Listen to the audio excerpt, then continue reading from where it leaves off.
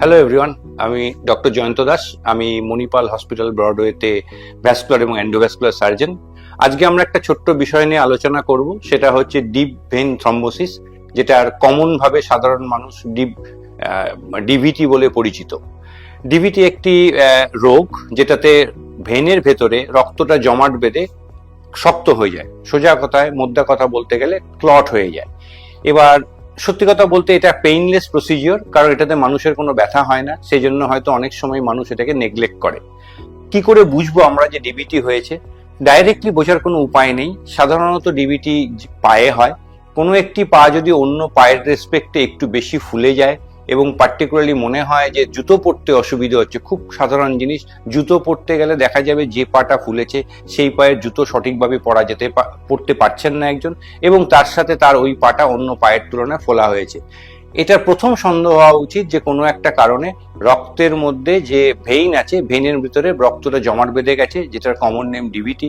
এটা ডায়াগনোসিস করা খুব সহজ, যে কোনো আল্ট্রাসাউন্ড সেন্টারে এটা ডায়াগনোসিস করা সম্ভব। এটা নন ইনভেসিভ।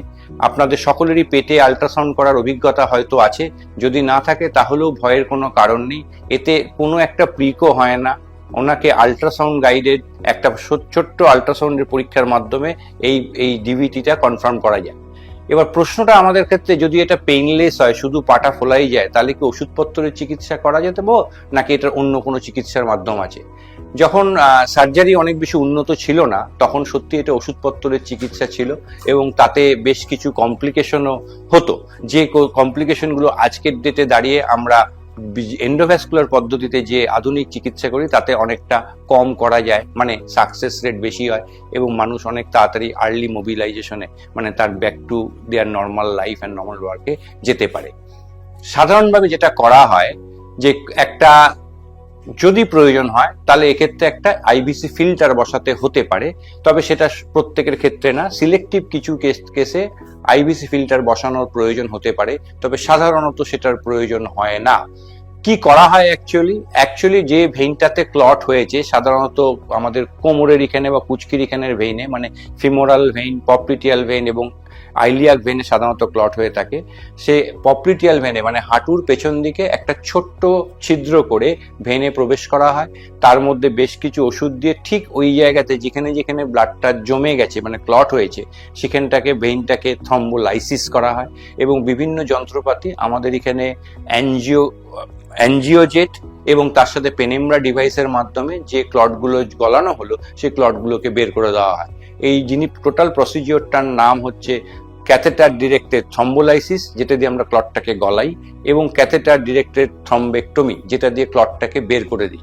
এটা মানে যদি সঠিক জায়গায় সঠিক সময়ে আসে, সব মিলিয়ে 1 থেকে 1.5 ঘন্টার প্রসিজিওর, এবং তারপর recovery is very fast.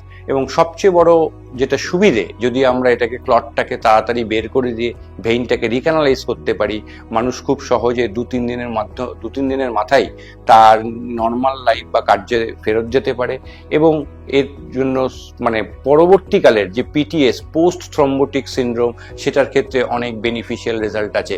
Post thrombotic সিনড্রোমকে বাঁচাতে গেলে আমাদেরকে যত তাড়াতাড়ি সম্ভব আর্লি রিকানালাইজেশন করানো প্রয়োজন। সেই দিক থেকে catheter directed thrombolysis is one of the standard, not only standard, it is a gold standard mechanism to deal with DVT. Manipal Broadway হসপিটালে আমাদের স্পেসিফিক সেন্টার আছে যেখানে আমরা এই ধরনের চিকিৎসা করে থাকি। আশা করি তাতে অনেক মানুষ, আমাদের উপকৃত পেশেন্ট আছেন, তারা ভালো বলতে পারবেন যে সত্যি তারা কতটা উপকৃত হয়েছে। ধন্যবাদ।